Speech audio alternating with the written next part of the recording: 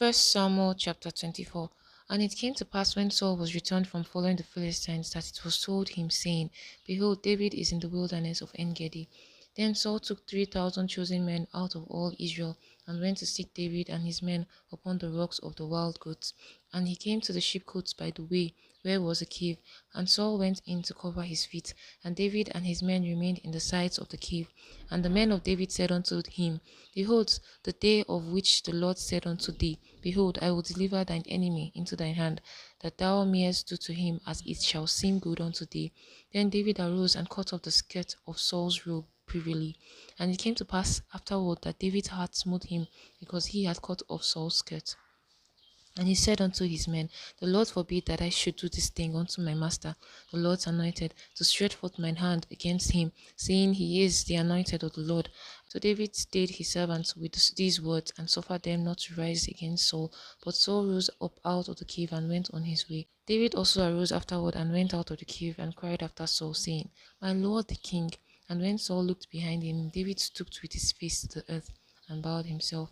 And David said to Saul, Wherefore hearest thou men's words, saying, Behold, David seeketh thy hurt?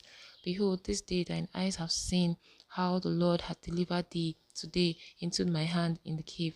And some bade me to kill thee, but my eyes spared thee. And I said, I will not put forth my hand against my Lord, for he is the Lord's anointed. Moreover, my father, see the skirt of thy robe in mine hand. For in that I cut off the skirt of thy robe and killed thee not, know thou and see there is neither evil nor transgression in my hand, and I have not sinned against thee. Yet thou hauntest my soul to take it. The Lord judge between me and thee, and the Lord avenge me of thee, but my hand shall not be upon thee. As saith the proverb of the ancients, wickedness proceeded from the wicked, but my hand shall not be upon thee.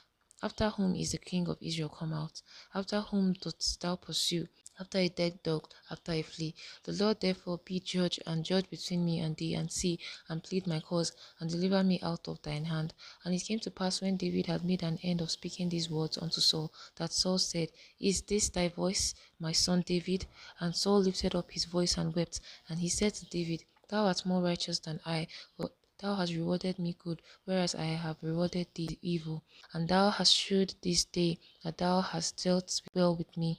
For as much as when the Lord hath delivered me into thine hand, thou killedst me not. For if a man find his enemy, will he let him go well away? Wherefore the Lord reward thee good, for that thou hast done unto me this day.